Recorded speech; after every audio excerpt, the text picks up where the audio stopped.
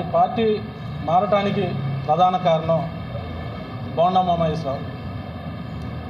2012లో బోండా ఉమామహేశ్వరరావు అనే వ్యక్తి ఇక్కడికి ఇన్ఛార్జిగా రావడం జరిగింది. ఆ ఇన్ఛార్జిగా వచ్చిన దగ్గర నుంచి గెలవక ముందు మమ్మల్ని అనేక రకాలుగా వాడుకోవడం జరిగింది.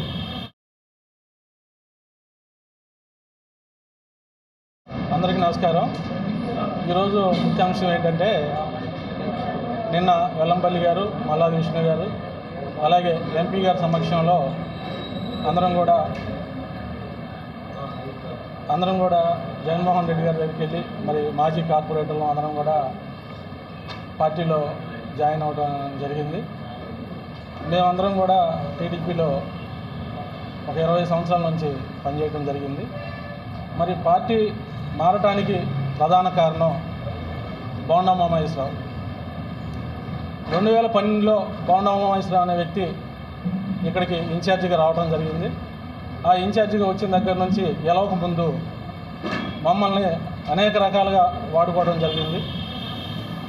అలాగే 2012 నుంచి మమ్మల్ని చంద్రబాబు నాయుడు గారి దగ్గర తీసుకెళ్ళటం, నాలో సగం ఖర్చు పెడుతున్నాడు నందెపు జగదీష్ ఈ గేటు దిగిన తర్వాత అని చెప్పడం.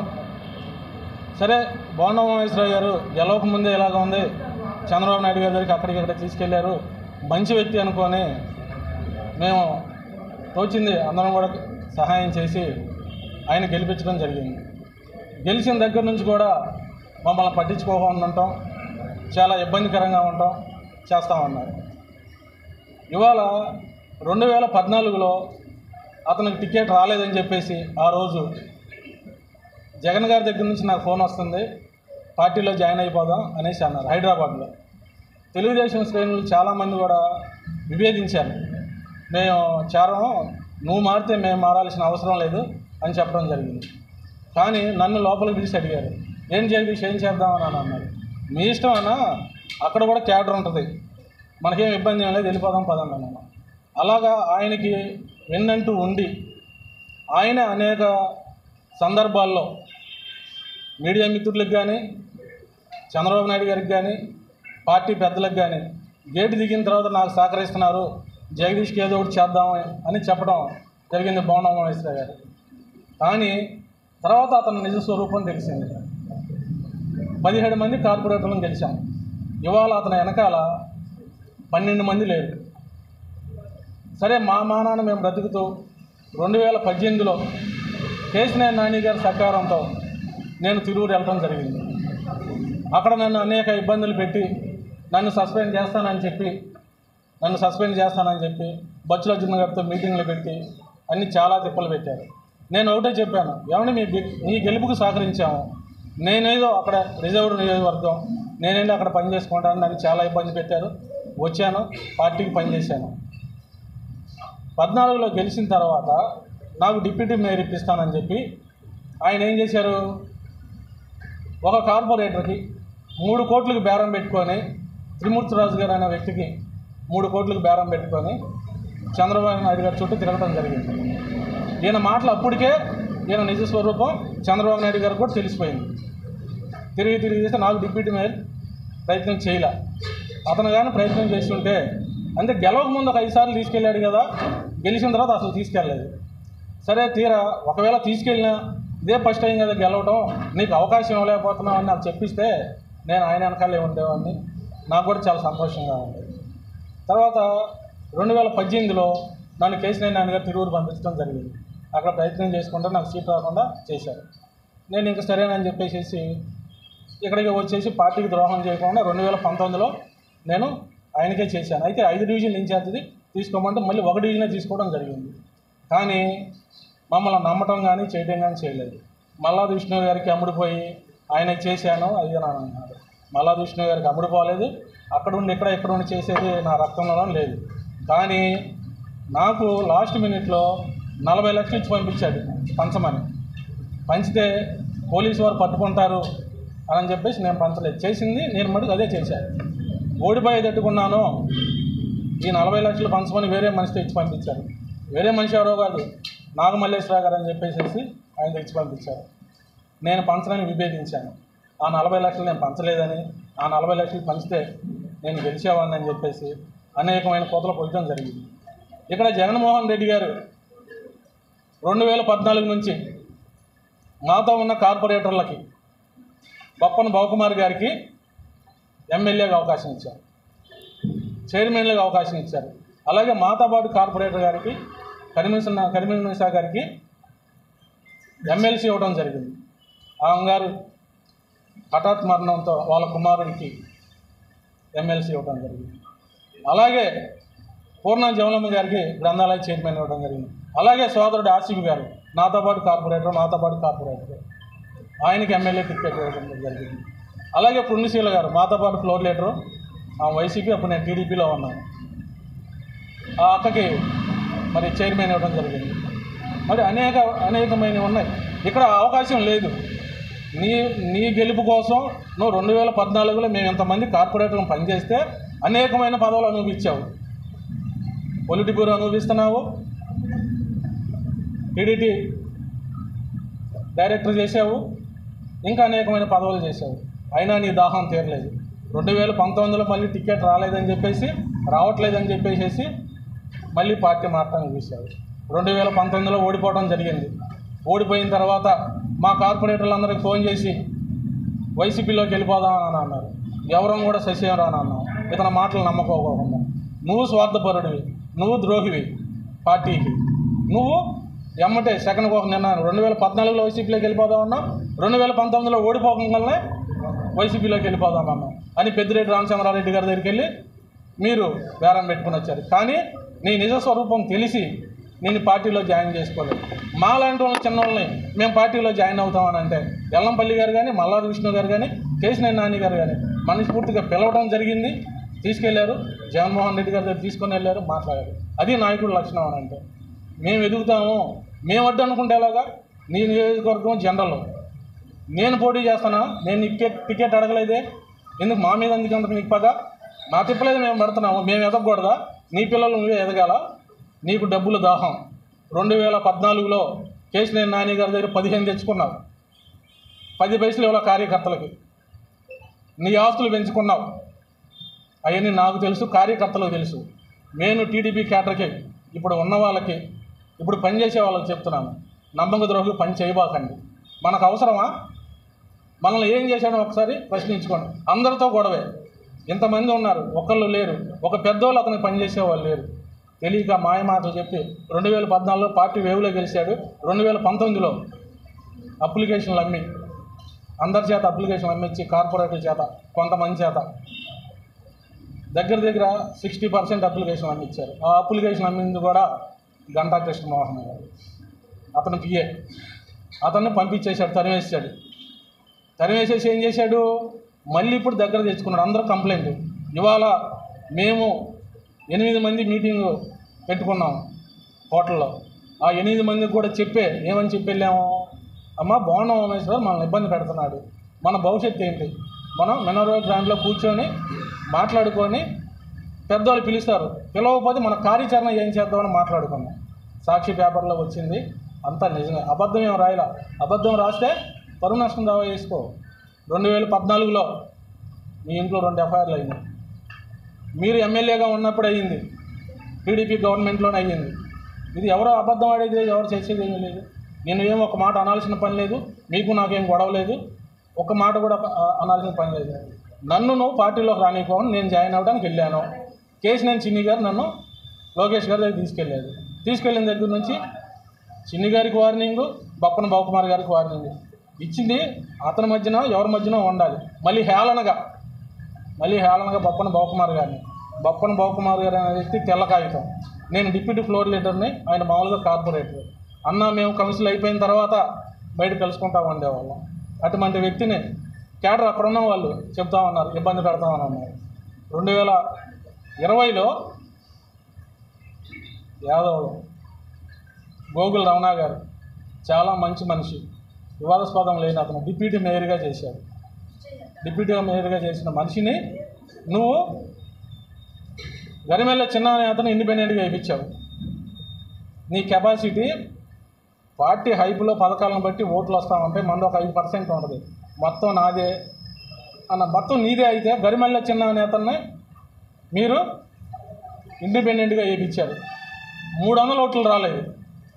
నీ కెపాసిటీ అది. మీరు తిరిగారు, మీ పిల్లలు తిరిగారు, మీ అన్నయ్య తిరిగారు, అందరూ తిరిగితే నీకు 300 ఓట్లు వచ్చినాయి. నీ కెపాసిటీ అది. నీకు దమ్ము ఉంటే ఇండిపెండెంట్గా నుంచో. నేను కార్పొరేటర్గా ఇండిపెండెంట్గా నుంచున్నాను, నాకు 2000 ఓట్లు వచ్చినాయి. 2014లో నాకు యాదవులు, నా డివిజన్లో యాదవులు అందరూ కష్టపడ్డారు. దాంట్లో నేను నాకు యాదవులు కష్టపడ్డారు. నీకు యాదవులు అంటే పడదు, బ్రాహ్మణులు అంటే పడవదు. ఒక యాదవుడు చిన్న వ్యాపారం చేసుకుంటూ ఎదుగుతూ ఉంటే మీరు అతని మీద ఇండిపెండెంట్గా నుంచి అతను ఓడిస్తారా? ఈ గేటు దిగిన తర్వాత యాదవులు అంత సహాయం చేశారు అతనికి. నాకు 2014లో ఓటు వేసినందుకు యాదవులకి 24 ఇప్పుడు కూడా కృతజ్ఞత తీర్చుకుంటున్నామన్నా. 60% వాళ్ళకి అందుబాటులో ఉన్నా, నాకు పదవి ఉన్నా లేకపోయినా. ఇవాళ జగన్మోహన్ రెడ్డి గారు 100% అందుబాటులో ఉన్నారు, పథకాలు ఉన్నాయి. మా అందు దయించి వెల్లంపల్లి గారిని అన్ని కులస్తులు కూడా ఓటేసి ఇద్దరిని ఎంపీని ఎమ్మెల్యే గారిని గెలిపించాలని కోరుకుంటాము. అదేవిధంగా ముస్లిమ్స్ నువ్వు సుందరయ్య నగర్లో మసీదు పడగొట్టించావు. ముస్లిమ్స్ ఉన్నారు, నేను ఎక్కడో జరిగిందని చెప్పట్లేదు, డైరెక్ట్గా పేర్లు చెప్తున్నాను. మీరేం చేశారు?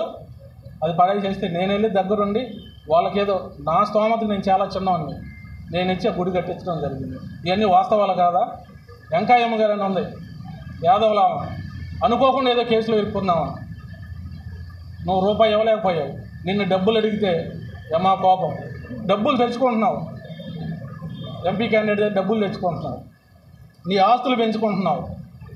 నువ్వు జనాలకు డబ్బులు ఇప్పుడు ఆ క్యాడరు ఆయన కాదు కదా, ఢిల్లీ దాకా దేకమంటున్నాడు. ఉదయం 6 గంటల దగ్గర నుంచి 10 దాకా తిప్పుతాడు. క్యాడర్కి ₹1 కూడా ఇవ్వడు. డబ్బులు లేనప్పుడు ఎందుకు ఎలక్షన్లో ఉంచోవడం, ఒకళ్ళ దగ్గర ఆశించడం. ఎంపీ క్యాండిడేట్ ఇస్తాడు, కార్పొరేటర్లు ఇప్పిస్తానని చెప్పేసి కార్పొరేటర్ల అభ్యర్థులు, డివిజన్ ప్రెసిడెంట్లు, బూత్ కన్వీనర్లు అన్నం పెట్టించాలి. నీ బ్రతుకు అది. బూత్ కన్వీనర్లు అన్నం పెట్టించాలి. వాళ్ళు కార్పొరేట్ టికెట్లు ఇస్తానని చెప్పి పోనీ కార్పొరేట్ టికెట్ ఇస్తావా? 60% అమ్ముకుంటావు, 15 లక్షలు 10 లక్షలకు అమ్ముకుంటావన్న. నా డివిజన్లో నేను పోటీ చేసి గెలిచిన డివిజన్లో నా మిత్రుడు యాదవ సుబ్బయ్య అన్న నుంచోవద్దన్న, అప్పుడు నేను వైసీపీలో ఉన్నా, అన్న నుంచోవద్దన్న అంటే లేదు బాణమ్మ గారు ఆదుకుంటారు అది అని చెప్పారు. ఆయనకి దగ్గర 15 లక్షలు తీసుకొని టికెట్ ఇస్తే ఆర్థిక పరిస్థితులు తట్టుకోలేక ఎవరైనా ఏం చేస్తారు, ఎదగటం కోసం మేమే ఖర్చు పెట్టుకుంటాం. నువ్వు ఎదగటం నువ్వు ఖర్చు పెట్టుకోవాలి. నువ్వు అటువంటి అతనికి హాస్టల్కి వచ్చి ఐపీ పెట్టి పారిపోవాల్సిన పరిస్థితి వచ్చింది. ఎంతమందిని మోసం చేశావు, నీ మోసాలు ఎంతకాలం? అందుకని మనకి ఇటువంటి అభ్యర్థి కావాలా అనేసి ఇప్పుడు తిరిగే వాళ్ళకి, మాజీ కార్పొరేటర్లకు కానీ ఇప్పుడున్న కార్పొరేటర్లకు కానీ తెలియపరుస్తున్నాను. నేను అన్ని వాస్తవాలు చెబుతున్నాను, మీ అందరికి కూడా తెలుసు.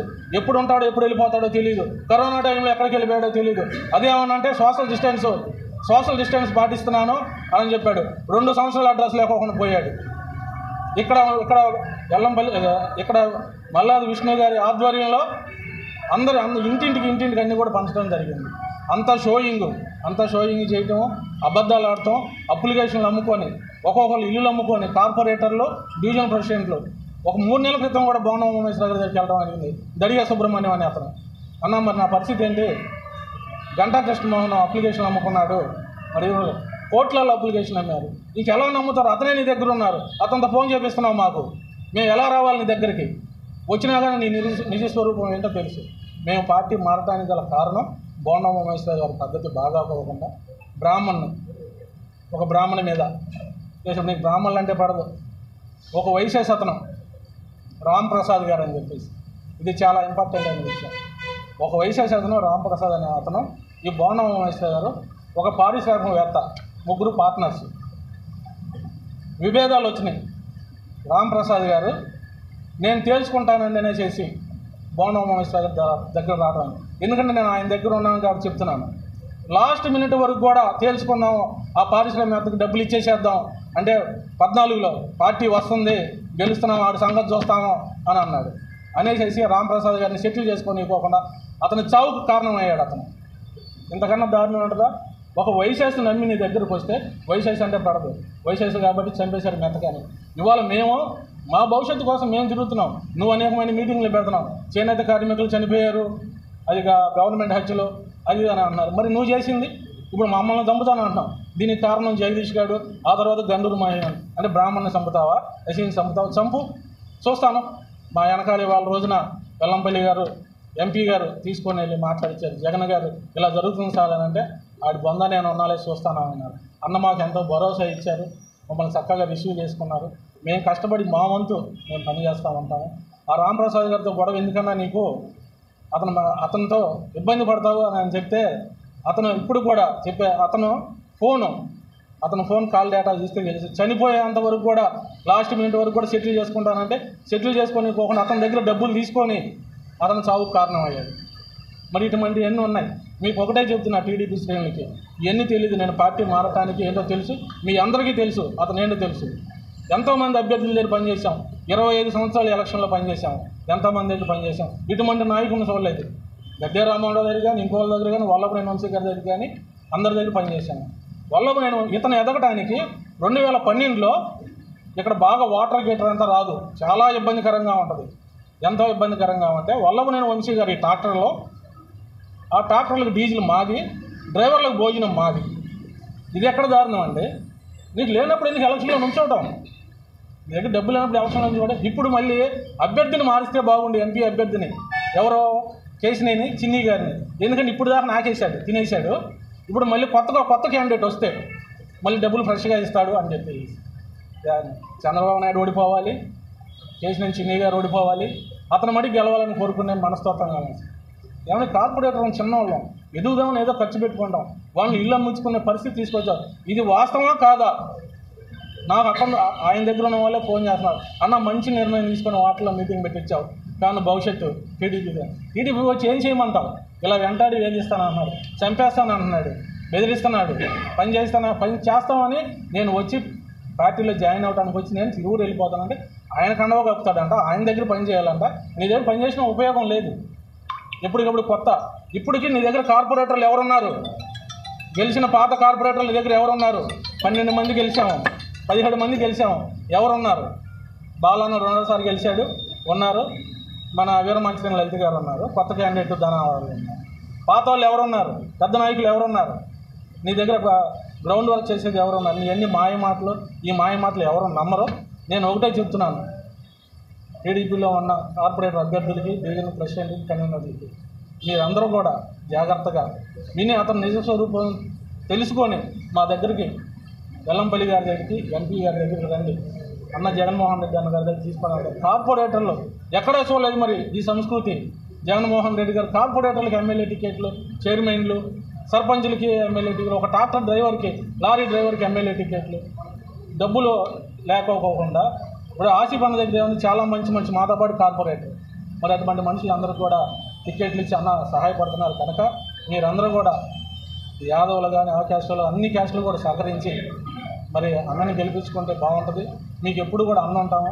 నేను 20 సంవత్సరాలు, నాకు 14 ఓట్లు వేసినందుకు ఇప్పటి వరకు కూడా మీకు అందుబాటులో ఉన్నాను. మంచి పథకాలు వస్తున్నాయి, అవన్నీ కంటిన్యూ అవ్వాలంటే జగన్మోహన్ రెడ్డి గారికి ఓటేసి మళ్ళీ సీఎంగా చేసుకొని ఇక్కడ అన్న వెల్లంపల్లి అన్న గెలిస్తే అక్కడ జగన్మోహన్ రెడ్డి గారు సీఎం అవుతారు. కనుక ప్రజలందరూ కూడా సహకరించాలని కోరుకుంటూ నాకు ఈ అవకాశం ఇచ్చిన వెల్లంపల్లి గారికి, ఎంపీ గారికి, మల్లాది విష్ణు గారికి అందరూ కూడా ధన్యవాదాలు తెలుపుకుంటూ సెలవు తీసుకుంటాం.